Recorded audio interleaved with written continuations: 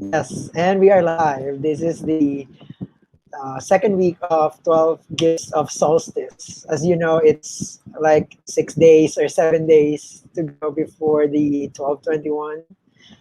And today with me is Rose Coleman. And today we're going to start with a 5-minute guided meditation. And I'll give you Rose for a while and just sit comfortably or lie down, whatever feels right for you. So thank you for watching.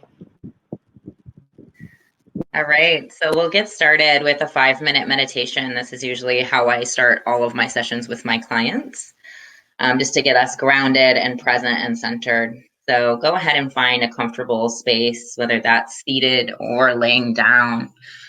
And then bringing the hands to your lap. You can either have your palms face down if you're needing to feel grounding energy today.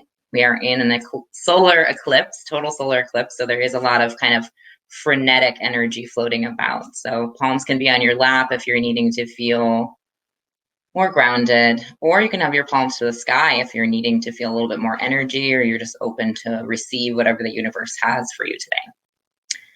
And then we'll do the 4-part breath. So just inhaling through the nose for 4 to 5 seconds. Hold that retention at the top.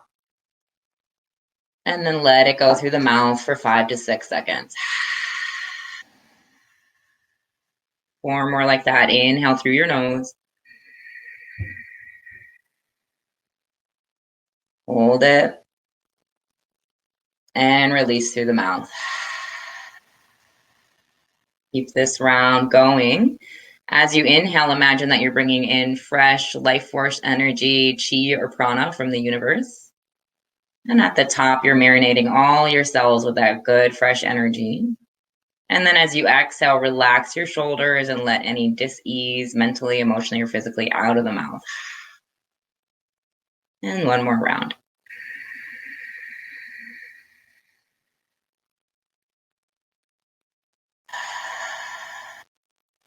Excellent. And then just coming to a comfortable, regular breath and bringing the awareness down to your seat and to your feet.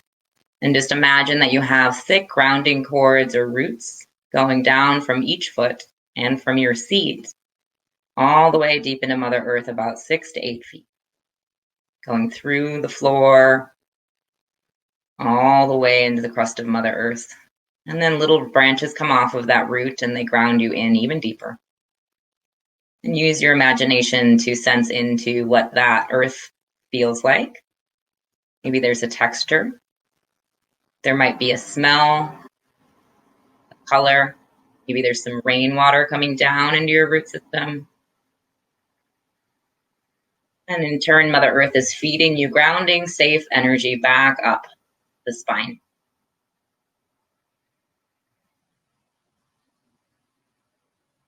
Relaxing the shoulders, relaxing the hips, getting heavy through the seat. And then allow your awareness to travel up to your heart.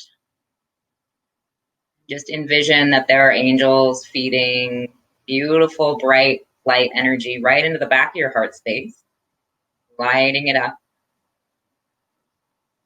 That energy travels down both arms all the way to your fingertips. And then it travels up to your throat. And then it travels all the way up to the third eye center, right in the middle of your forehead. It's illuminating our heart, illuminating our self-love and compassion, our truth and our intuition. Take a few breaths into this beautiful energy here. And I'll start to call in our guides in 4 directions.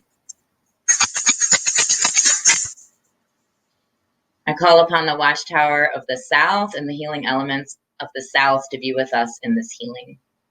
I call upon the healing element of fire in the season of summer to help us burn away anything that is false and not serving us and ignite our courage and our passion to follow our dreams. I call upon the watchtower of the north and the power of the north to be with us in this healing. I call upon the healing energy of earth and the season of winter to help us see that which we cannot see with our eyes open and help us guide us to wisdom. Call upon the watchtower of the east and the power of the east to be with us in this healing. Call upon the healing element of air and season of autumn to take our dreams and manifest them. I call upon the watchtower of the west and the healing energies of the west to be with us in healing. Call upon the element of water and the season of spring to help cleanse us of any emotions that are not serving us and help us feel what we need to feel in order to heal. I call upon Mother Earth and Father Sky. I call upon our guides and our ancestors and our angels. Please join us in our circle and help us illuminate our truths. And I also affirm that we are sentient beings. We are sovereign beings with free will and choice, and that we only invite those elemental beings into our space who have our highest interest at heart. The deep bow of gratitude and trust. Aho, amen.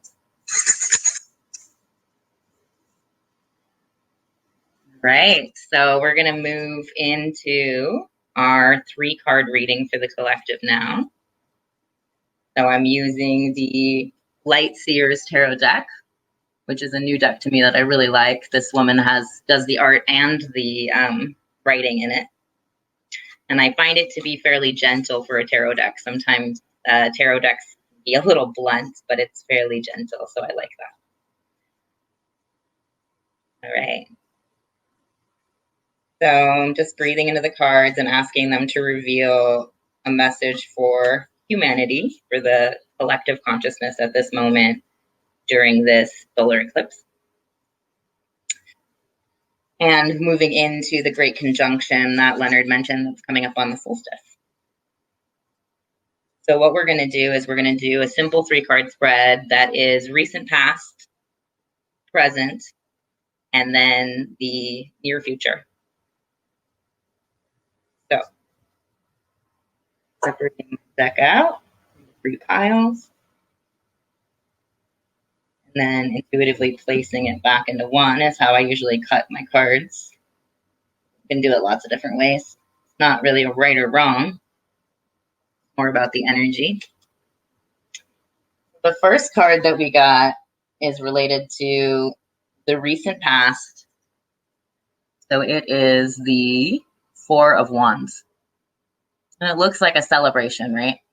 But it's upside down. So that could equal the opposite of a celebration, but we'll see what that means. So I'm going to consult my book, see what she says about that.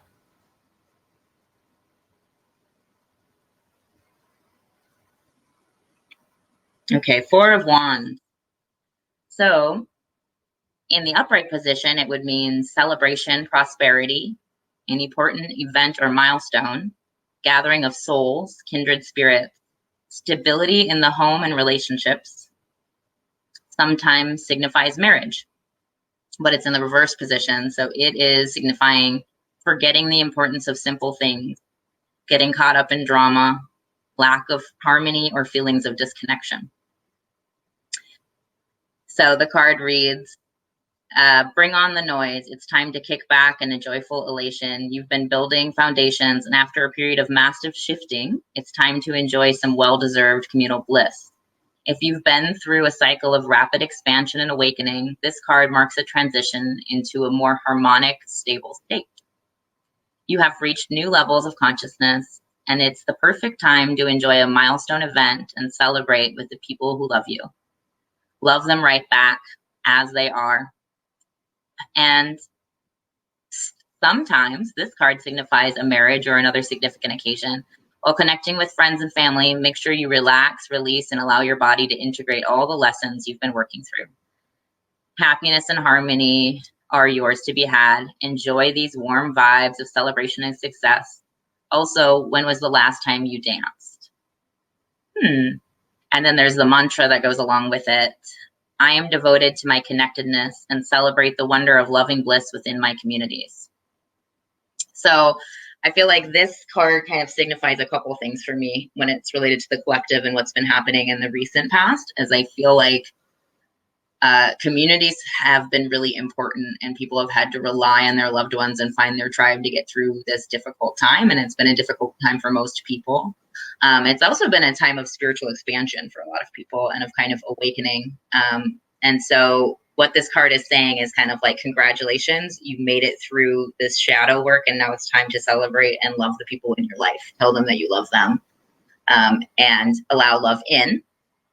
That's the positive aspect. The shadow aspect is remembering to have gratitude, remembering, I think, especially during a pandemic, that we create our own communities and that we are not disconnected from others, right? It's easy to feel disconnected. It's easy to feel alone, and it's easy to lose sight of gratitude. But it's also just as easy, if you change your perspective, to realize that you're never alone, that you're always guided by your angels, and there's also always people and community that you can be created, whether it's online or not. So Leonard and I are a great example that we met through a Facebook group this year and have never met in person because he lives on the other side of the world. But we have had a lovely connection, and my community has grown in that way as well. And so if we take ourselves out of the thought process of disconnection, then we can find beautiful community and allow ourselves to love and be loved by that community. So that's the first card we pulled. And then we have the present, which is the 10 of Pentacles, which also looks like a very community-focused card. So let's see what they say about that.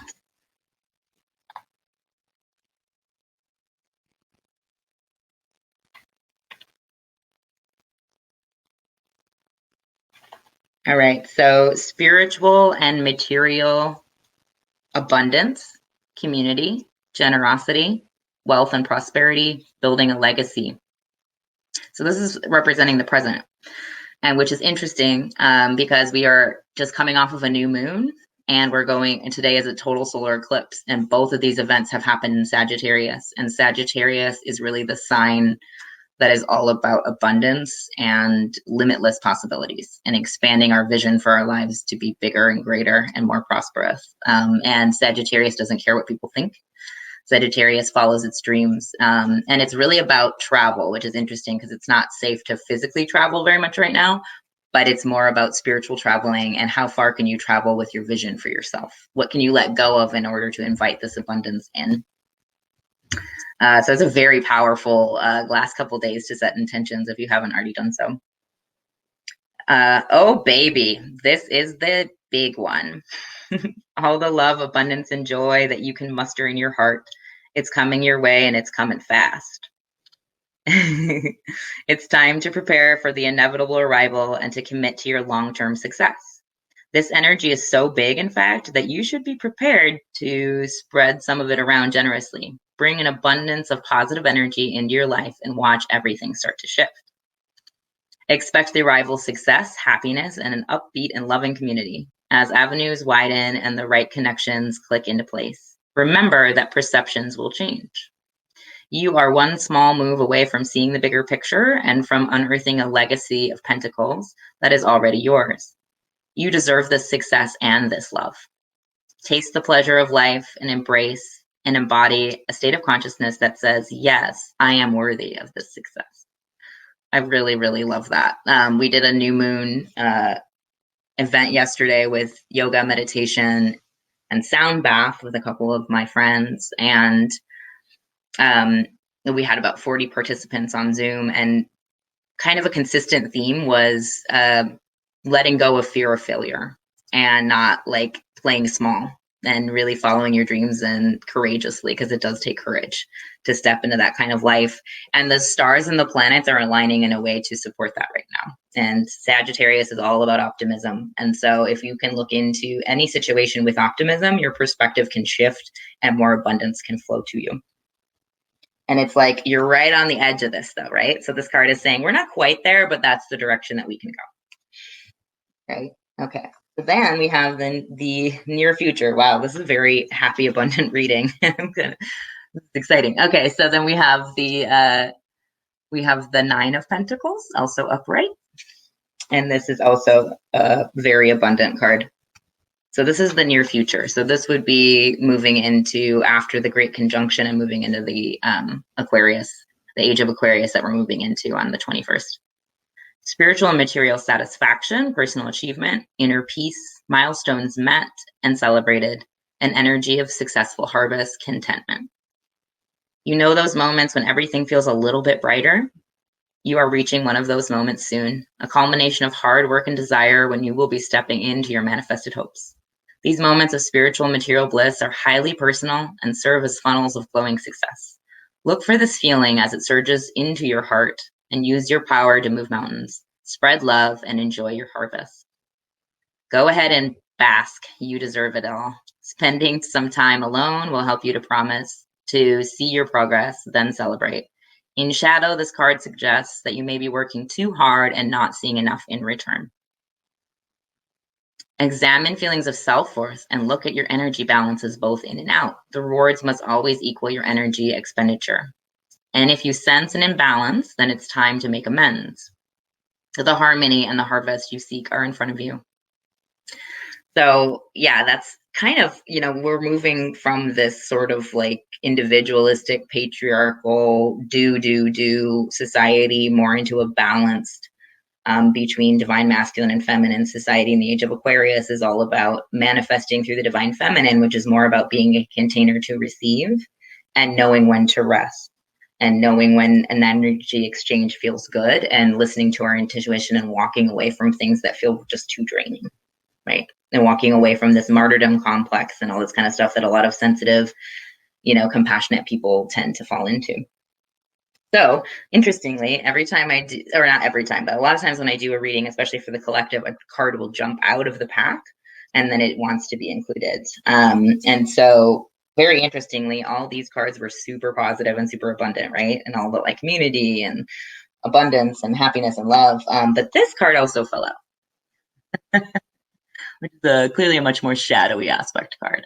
So I do think every time we have so much light, we need to look at the shadows of the card. They're reminding us of the shadow of this time, and I think especially of the last year. So we have the Six of Swords.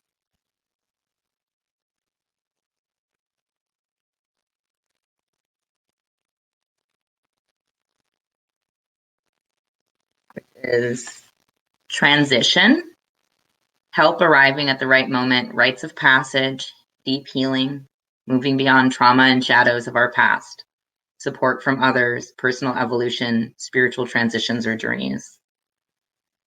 Shadow aspect, difficulty accepting help, resisting change, arduous transitions, carrying baggage and weight from the past. Yeah, that makes a lot of sense. You are moving through a period of a realignment and things can feel turbulent during times of transition. Trust that a better future is awaiting you on the other side of this change.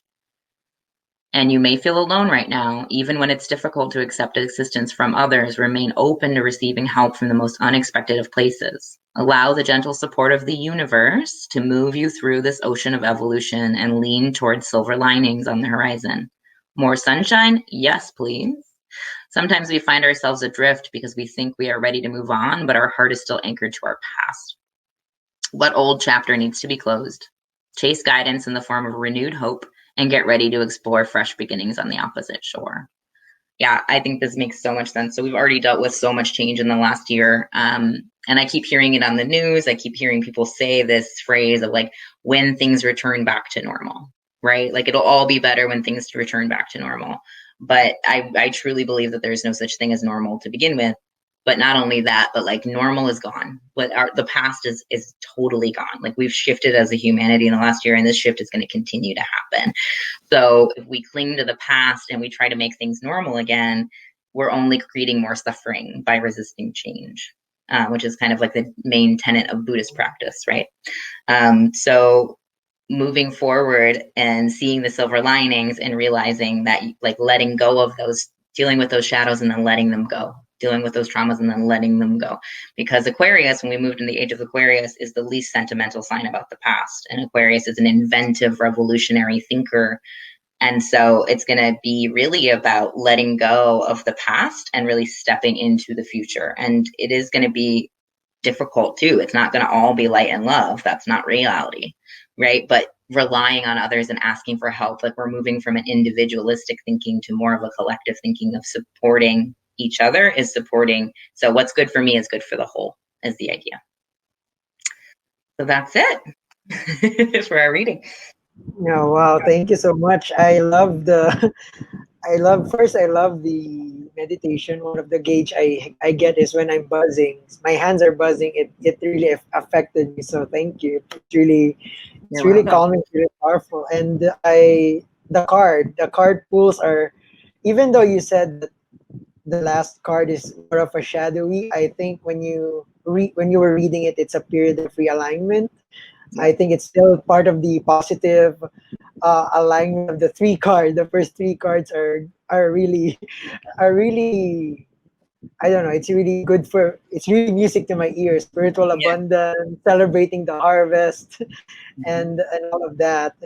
And for the viewers, Rose is a licensed clinical social worker, and she is a yoga instructor and a shamanic healer. And you can visit her website if you feel called. It's really one of the most beautiful things I experienced. So, from your, I don't know, I was thinking of a first question, but wait, I just saw a comment here from Camille. She's saying, "What's going to happen to the introverts?"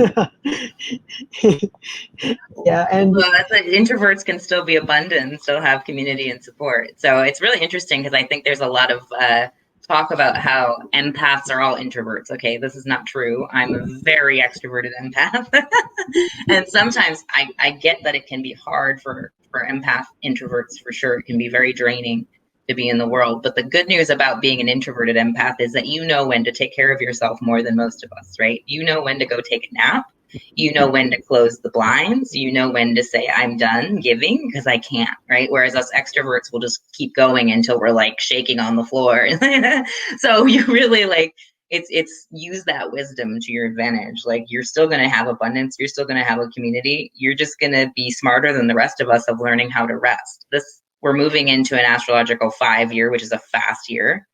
And so it's actually going to be positive, I think, to be an introvert because you're going to more quickly figure out how to rest and find that balance than the rest of us if you listen to your body and your intuition.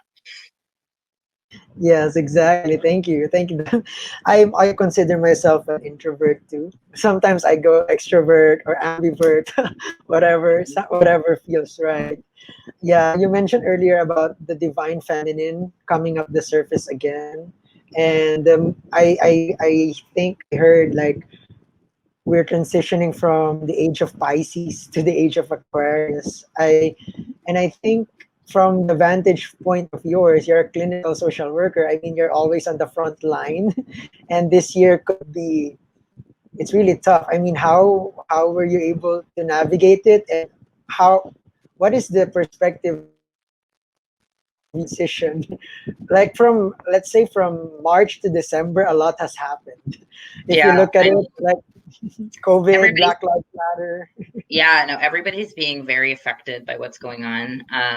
Unfortunately, the pandemic has been especially hard on people with mental illness, with people with addiction issues. And I've also seen a lot of people who have had no history of mental illness have psychiatric breaks later in life, like after 40.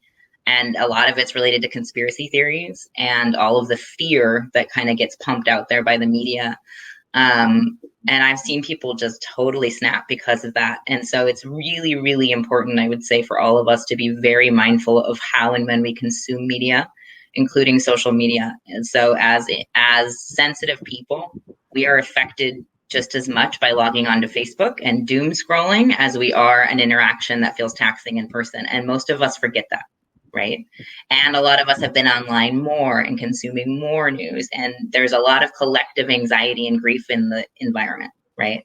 And so we have to be very, very mindful right now of what are my sources and how much time do I allow myself to be on these platforms, whether it's listening to the news in your car or spending time on Facebook or whatever it is, being very mindful of how you consume that information because it can just be straight up toxic and fear inducing. And it's, once you're down that rabbit hole, sometimes it's hard to come out of it. So we've seen that. I would say that, it's been also pretty heartwarming, to see the love, like going to the hospital. I see people, like little kids from the neighborhood in the beginning of the pandemic were writing like, "You're our heroes and we love you and keep going and you're strong," and like, you know what I mean? And so there was like an outpouring of love early on. And then yeah, I mean, there was all the protests related to, you know, police violence. And I am from Minneapolis and traveled home right after George Floyd was murdered. And it was, again, it was so heartbreaking, but it was also so beautiful because the community came together in such amazing ways. Like, I was so proud of my hometown for how they responded, not just to holding the police accountable and to celebrating, you know, this person's life, but also to doing cleanup for all of the destruction that was done and supporting those communities without judgment around why they did that, you know? And so it's been such an intense year and we've all had to go through so much shadow work. And so, you know, the age of Pisces represents the subconscious. So it's like the subconscious is where we process a lot of our trauma or our shadow. Like, I don't know about you guys, but I've been having crazy dreams, like crazy, wild, vivid processing dreams, you know? And that's kind of where the Pisces lives, is deep down in the depths, right? And then it's like represented by the moon and that which we cannot see. And then we're moving into the air, which is like faster moving and less sentimental and more like, you know, revolutionary thinking. And then also, like, we've had Jupiter and Saturn have both been in Capricorn for the last year, and Capricorn is the like patriarchal father. And so it's been a lot about restriction and boundaries. And like, you know, we've had to get our houses in order, like literally our houses, but then also our spiritual houses, doing our shadow work, doing this kind of deeper, like setting our foundations up. And so, and we had to go through that. We don't get to have this big, beautiful, abundant thing until we learned all those lessons. And also it was like Mother Earth told us to have a timeout, right? Like on New Year's Eve, everybody was like, hey, I'm going to travel so much. I'm going to make all this money. It's going to be great. It's going to be about me. Right. And then Mother Earth was like, actually, you're on timeout. So, and then we saw the Earth start to heal herself as soon as we were taken out of our kind of hyper do, right? And so we had to go through some of this growth process, but it's been difficult. And so you have to keep yourself grounded. Yeah, you made a lot of good points. Number one I got is discernment. Like, not everything that is out there, if it's not true for you, don't absorb it. Like, your heart will tell. For me, I get what my gauge is. If it feels light, if it's simple, if it's not highfalutin, it's true for me. Like, if it's too complex, it creates this fear or panic. It's for me, it's time to like go in and stop looking at social media. So really, what you said was really helpful. If you feel like turning off your social media and just being with yourself, that's really helpful for me. Right. And I, yeah, right. And Well, another thing too is that, you know, like to Camille's question about introverts, I'm like, in some ways this has been easier on you guys because you haven't had this urge to socialize despite not being able to, that us extroverts have had. You know, we've had to learn how to be alone with ourselves. We've had to learn how to enjoy our own company, right? And I would say too, like something I feel really strongly about is you reserve the right to set boundaries with anyone. You reserve the right to use that block button. You reserve the right to say no. You reserve the right to say, I don't need to take this projection or whatever this is that's happening right now. Like, you have the right to protect your energy from anyone, right? So if people become abusive in any way, you don't feel guilty about needing to protect your energy and your space and set those boundaries.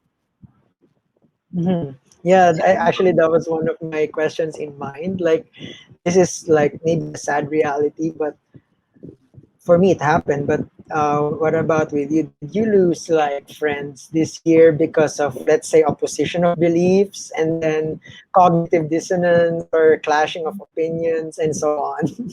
Yeah. No, I mean, it's been happening for everybody, I think. I think it's an extremely polarizing time. And so no matter who you are, that you're probably going through that a little bit on some level, if not a lot.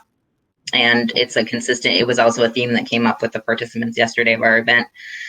And I would say that it's, you know, a really important thing for us to learn as people that consider ourselves empaths or healers or highly sensitive people, very compassionate people, is that we cannot help those that aren't ready to help themselves, right? And so it's like resisting the urge to help somebody that isn't really going to do the work themselves or meet you halfway. Because if you do that, it's draining, and you become a martyr, and it's really not helpful for you or even for them, right? The unsolicited advice, or the arguing with somebody that cannot see your point of view. And I've done it too, for sure. Absolutely. It's usually with strangers, but I do it sometimes on the internet, and then I'm like, wow, my whole body's flooded with cortisol, and I'm super stressed out, and that was just a waste of my lifeblood energy, right? And even when I'm coming with I'm like, okay, I'm going to use all this social work knowledge. I have a master's in social work. I'm going to use all this sociology to try to explain it to them calmly, and then they come back at me with total ignorance because that's where they're coming from. And then, okay, well, that was a waste, right? And so I would say, notice if you start to get triggered in your interactions, and that's a red flag to stop engaging. Take 5 deep breaths and consider whether this is worth it, right? And there are a lot of people that are very much in denial right now. There are a lot of people that are in delusion right now, because the truth is, it's too wild for them to handle at the moment. And so the conspiracy theories are easier, or the delusions are easier. I will tell you, as a mental health professional, that delusion and denial is a hell of a drug. Denial is like the strongest drug on the planet. So people will go deep into that. And there's a lot of that happening right now, because whenever there's uncertainty, people reach out for answers, right? And so I would say that that's a natural part of what's happening right now. There's going to be natural, relationships changing and falling apart, and you just kind of have to accept it. And then also notice that if somebody's energy with you, so I would say with you, because the whole thing of energy vampires, I think, is kind of mean, because we can all be energy vampires in toxic relationships. So when we don't vibe with somebody else, when we're having a weird dynamic of our trauma is feeding off of each other, we can all be energy vampires. So it's not like, oh, there's these bad people over here and these nice empaths over here that are a victim of it. You know what I mean? Let's be real, right? But when somebody's dynamic with you is toxic for whatever reason, it's usually not related to you. It's usually related to some trauma or some trigger that's happening for them. But when the line is crossed, right? If you continue to ignore your intuition and say, I'm a compassionate person, I accept everybody, and you continue to let this person back and back and back, all it does is drain you so much. And then as soon as you walk away from those relationships, you're like, oh, I have all these energy. Look at all this energy I suddenly have. And then all of a sudden you have space for better relationships, for people that are going to come to you in a mature sense and not project their stuff all over to you. So I would say that it's painful in the moment, of course. It's never fun. But at the same time, it's better to follow the intuition early on with those things than to allow it to continue to drain you. Yeah, I'm glad that you mentioned that, because I think there's a lot of misconception about blocking people or saying no, especially if you're a people pleaser like me. It's hard to but what helped me was, let's say you say something or somebody said something. If it doesn't feel right for me, I just say, we're still one, but I'm putting you on the far end of the universe. But I'm still one with you. Right. I didn't say I'm not because there's thinking where you think you're fractalizing yourself. You're not embracing oneness if you block somebody. But I think that's a big no-no, because if it drains your energy. And I like what you said about, we can be energy vampires in somebody else's world.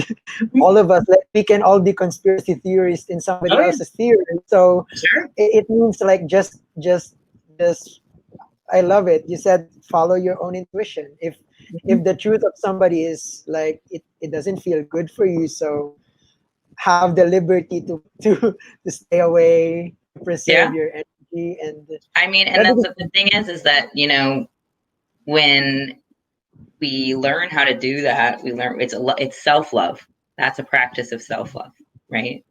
And okay, so for example, and the universe will also keep testing you until you learn to set these boundaries more often, and then it happens less often. But yesterday we were in our, new moon workshop, and one of the things we did was we journaled what we wanted to release, and then what we wanted to call in. And it was a lovely experience, and I was feeling great. And then I came home and I logged into the Facebook event page, which I hadn't looked at all day because we were focusing on getting ready. And there was people were commenting like, how do I access this event, and getting really angry because they couldn't access it. And I was like, I responded and just said, hey, as it clearly said, like, it was so clear in the description. It was like Eventbrite, must register, donation based, this kind of it was all there, right there. And I said, as it says in the description, like, Eventbrite pre-registration was required. It was donation based. I'm sorry that you couldn't access it. I can send you an invite to our next event if you'd like.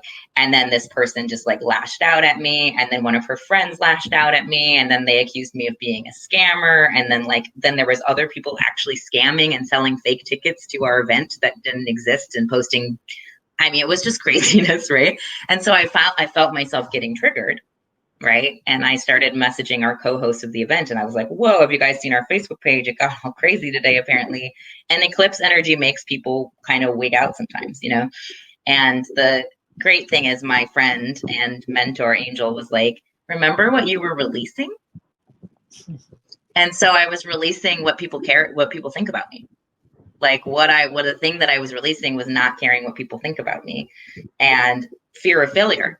Right. And so what was triggering me was both these things, like, oh, these people think I'm a bad person, but look, it says it all right there. And like, and then I had blocked and deleted a comment. And then the other friend came back and was like, it's so messed up of you to, you know what I mean? Like yelling at me for blocking somebody because I'm a spiritual person. I'm like, no.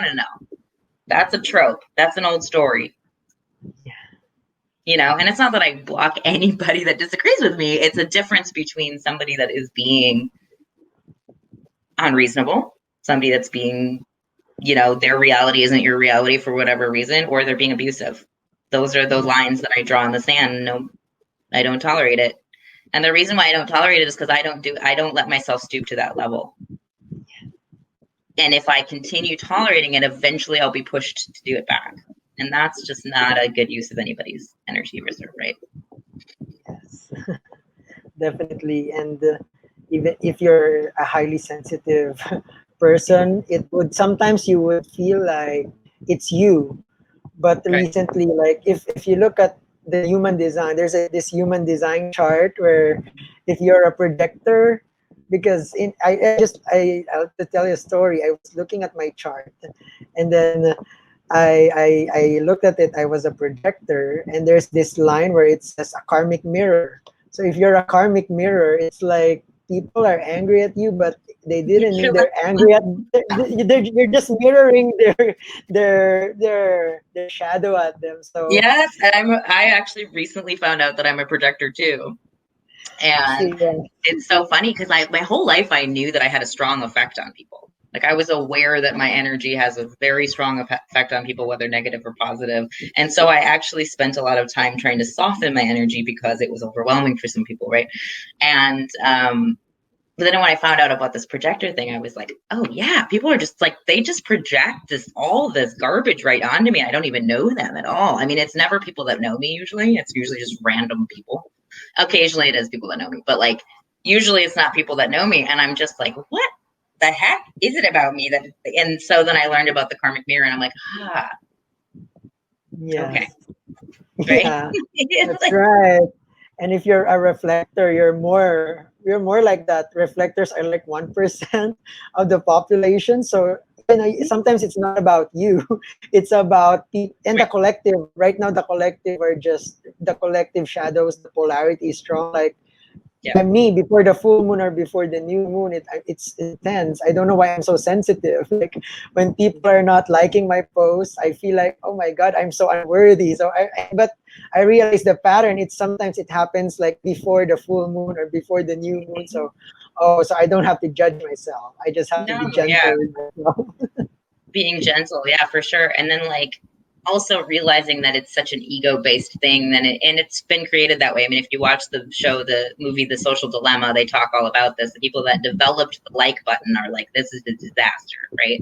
Because it creates this egoic, like almost addictive response in us. Like we post something and then we want to see how many likes we got, or what did people say? And if we don't get any likes, we're like, well, I'm gonna, and it's BS, right? And so it's like important to, yes, you can celebrate feeling good about people resonating with what you say, but also don't get too attached, right? Don't get too attached to that popularity contest stuff, because it's just Yeah. You know, Thank you for it's saying that. It's a good it's a good Netflix film, Social Dilemma. Everybody should watch that. Yeah, Camille powerful. said he's a reflector. There you go. Yeah. Yeah, I one of the things I have in mind is um there's a lot of things, but I just a disclaimer, everything out there is valid because if you channel the message that it's gonna be like that, it's true for you, then it's true for you. Everybody's truth is true. So, but usually this is for Everybody's me. reality is their reality for them, right?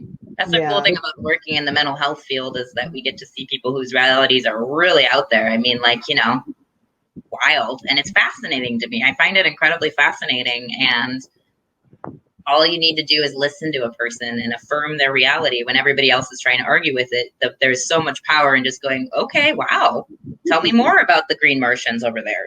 Like it's just like that acceptance can really change the dynamic for the positive.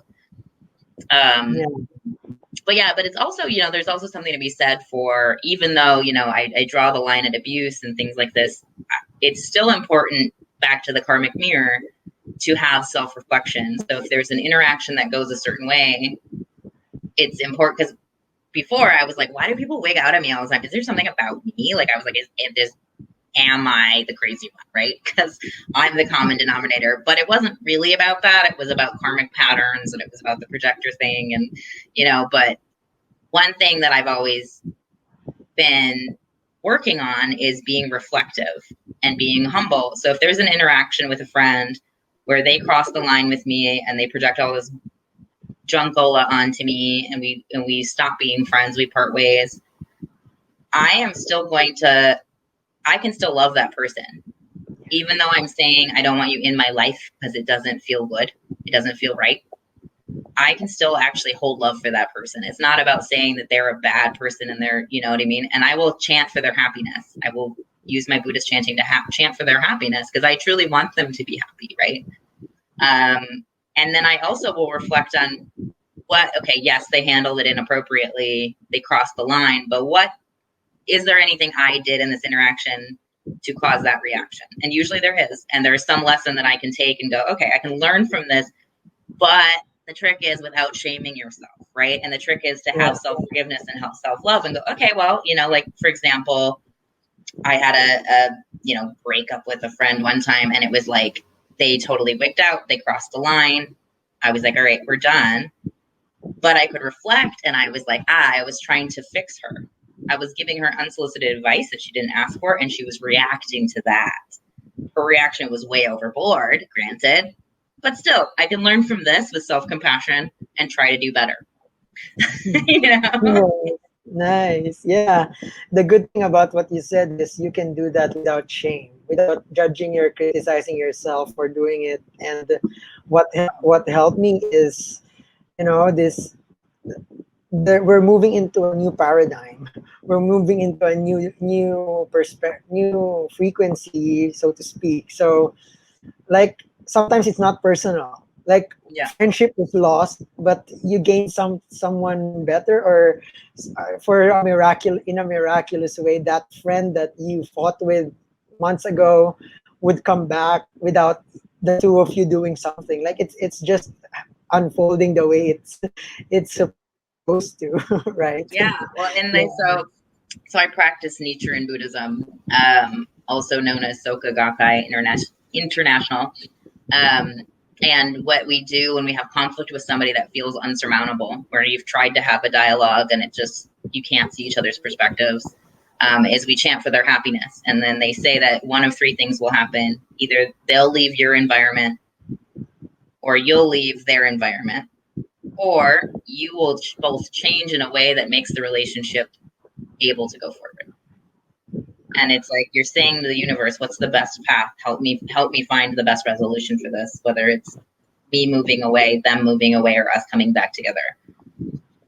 Yes. And it is possible to have redemption, and it is possible to have, people go and do their own healing, or you go and do your own healing and come back and restart a relationship on a better foot. That's absolutely possible, but it's not always possible. And you just kind of have to surrender to it's going to work out the way it needs to. Yes. Definitely. Yeah, and yeah, you mentioned the word perspective. Yeah, speaking of perspective, I've asked this a lot from for the sake of perspective, like putting it. I think 5D is about putting your contribution on the table, knowing that every contribution is equally valid. So, my paradigm shift is really rapid in 2020. Like one of the things that people are talking about is the December 21. Like if I look at the way I see it, the like a month ago I see that as a big event. Like it's like this big event, and I can't blame because we've been traumatized with the patriarchy, with the abuse. So and from the religious perspective, it's like people see it as the second coming, like because we've been so wounded, we feel like this event is going to energetically shift us into something positive, and that's okay. And sometimes I realize we can tap into that right now. Right, we It's can true. feel the 5D, we can feel the 5D perspective. We stay in the divine neutrality when we stop judging ourselves and others. I don't know Yep. what's your view on the Saturn Jupiter conjunction on the 21st. People I say like mean, so everybody I think has like going back to this whole thing of like there's a fallacy in thinking that like when X happens, everything will get better, right? So whether it's like when I meet my life partner, everything will be happy then, or when I move to a new state, everything will be happy then, right? Like there's this like future joy thing happening, and the problem with that thinking is that you don't experience joy in the present, and you don't experience gratitude for what you have in the present. And real happiness comes from gratitude for what you have, right? Not for, yes, it's good to set intentions, but we have to be aware in the present. The other thing is, as all the astrologers are saying, is that and again, back to this whole everything goes back to normal, when everything gets better, when COVID is gone, when all this stuff, that is not going to be the way things go. Okay, it's not going to be this immediate shift, right? Like, oh, on the 21st of December, everything's better. Nope. And there's also going to be a lot of people who are committed to not changing, and they're committed to holding on to the past, and they could potentially stir up a whole lot of ruckus. And I'm expecting it, to be honest with you. And so I think it's this whole thing, right? So if we're stuck in the past, then you know we're gonna create more suffering. And so, and we have all this division. It's not going to immediately go away on the 21st of December, right? The conspiracy theories aren't going to stop. All the things are not going to just immediately stop. But what we're going to be invited towards is more communal thinking, more inventive thinking, like solutions that we've never thought of. Aquarius is all about the collective and all about embracing change and new beginnings. And so it's like the more we can look at those silver linings and go forward with an optimistic, granted, cautiously optimistic mindset, the better. Instead of this, it will all be better. When 2021, from all the astrologers I followed, it's not gonna be a simple or easy year either.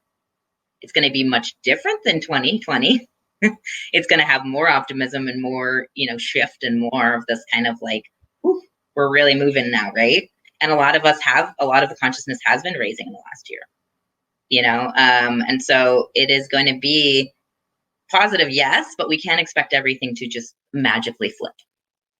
The old patriarchal ego, negative ego, does not go down without a fight. It's been fighting this year, and it's going to fight it next year too. And so it's like the more that we as individuals can embrace the change, the more the collective is going to get there, right? But we can't expect it yeah, to be all sunshine and roses. That's not life. I get really annoyed with people that are in the spiritual crowd and they say it's just love and light, it's just like all positive, and they don't want to deal with anything heavy. That's not real spirituality. That's spiritual bypassing. Okay. Yes, you can experience bliss and joy, and my life is much happier because I have spirituality the way that I do and practices the way that I do. But I've had to do a lot of deep, dark diving into the shadow to get there. You know what I mean? And it's like, Brene Brown is one of my favorite people. She's a social worker, PhD, that does a lot of research around shame and all kinds of stuff, vulnerability. And she talks about this thing that we do as humans that's called joy foreboding. So it's like when we say, oh, everything's going really good, but when is the other shoe going to drop? Right. Oh yeah. Or we say, I don't want to get excited. I just keep my hopes low so I don't get disappointed, and then I get pleasantly surprised. It's like this a fear of too much happiness or too much darkness. The problem with that is that if we don't allow ourselves to feel into the pain, we also don't get to feel the full spectrum of joy. We keep ourselves right in the safe little middle, but we're not experiencing life on the full level that it's meant to be experienced on, right? And so it's like we have to be able to have this attitude of like, bring it on and I'll be okay. Yes. You know? Yeah. Like, Thank bring it you on, for universe. I'll be okay. You know? Like, yeah, thank you for sharing that. That Brene Brown research about vulnerability. It's really like when we are feeling happiness, we're like, this is too good to be true. When is the next misery gonna come? Instead of like maybe we're preempting the sorrow to come. We're yeah. practicing how are we gonna handle it. Right. And if you look at it from a mindfulness perspective, like I'm really geeky and into like neuroscience and spirituality. I love how science is catching up to spirituality and like measuring these things now. But if you look at, our brains are actually hardwired for negativity. And it's this pullover from when we were cavemen and women and we were like, actually the threat of a lion was right there. Now we get like a mean comment on Facebook and we physiologically react like we're about to run away from a lion. But it was just like somebody sliding us on Facebook, right? So we so we still have this kind of fear-based thinking, which protected us for many, many thousands of years, but it's kind of maladaptive at this point. And it keeps us kind of wanting to latch on to things. So it's like when you fall in love, right? If you get too possessive of your partner and you want like all their time and you're like texting them constantly, it's going to turn them off. It's freaky, right? It's like nobody wants that, especially in the beginning. It's a red flag. But what it is it's grasping. It's grasping and holding on to and getting attached to things, right? And so in Buddhism, that's the cause of suffering. Is when we get too attached and we grasp at things and we get too, it's like we're trying to control things too much. And so it's more about like just allowing and allowing experiences to happen. Like we do so much, we expend so much energy trying not to feel sad or trying not to feel vulnerable or trying not to feel anxious.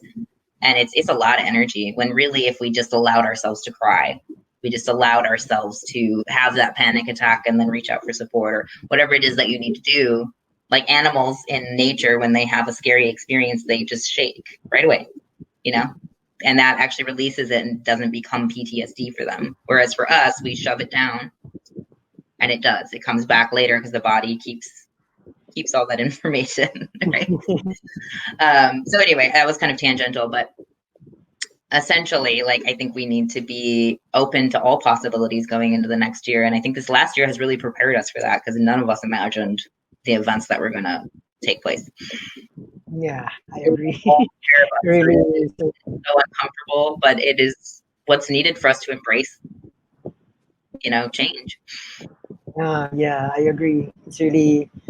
I think I'm called to ask this question. Like maybe this is one of my last questions. Like this year really brought a lot of uncertainty, surprises, like unknown events. But behind all of that, what for you? What do you think is the biggest silver lining or the greatest gift that we have experienced as a humanity in this year? Like we overlook the silver lining, but there's a lot of silver lining despite the fire, the protest, the political war, and the COVID. But I think there's a silver lining in all of that. There So is. what? It really is silver lining in all of it. And so for me, I think it's all happened to teach us about our fear and teach us about our courage and moving through our fears to find courage, because every day in a pandemic, you have to find courage, right? And it took people out of this kind of do rat race enough to slow down enough and to see what their values really were. And I don't think any of those massive, I mean, we've seen the biggest civil rights movement in all of history, and certainly the biggest since the 1960s. But yet these murders have been happening for over a decade on camera, right? So it's not that that was new, but it's that people had the time and they had realized that life is precious and that love matters and that caring for other humans matters and that standing up matters. And thousands upon thousands of people went out and risked their own lives, literally in the middle of a pandemic, and risked fighting with the state to stand up for people that were more vulnerable. And that is powerful, and so I really think that the events of this year have showed up to teach us about our fear, our courage, and love, and how like the power of love is so much stronger than the power of fear and the power of hate. And every day you have to make a decision to turn towards your fear or turn towards your love. That's it. Right. And it also involves self-love, because we had to take a lot of time to ourselves and learn to get to know ourselves and learn to be comfortable with ourselves. Right. And so if we took that opportunity instead of struggling against it, I've seen a lot of spiritual awakening happening. I have seen a lot of communities coming together. Like our connection, I had no idea that, you know what I mean? We would never have met probably all the way around the world. So cool. And I've also seen like connections get deeper with families, with friends, because we realize what matters and we realize how precious and fleeting it all is, right? And so, and like, when you spend time, like my friends and I have all been joking that we've gotten a lot closer, because instead of screaming at each other over loud music in a dance club trying to catch up, we're like going on a 4-hour hike outside, because that's a safe way to socialize. And we're doing these very healthy activities together and spending more time having much deeper conversations, because that's just where we're at right now, right? Yeah, when you're talking, I have this vision of Pisces is in water, right? So I think these things, like what you're saying, the murder, the injustice, the discrimination, has always been there. But 2020 is like this Pisces energy from underneath the bottom of the water.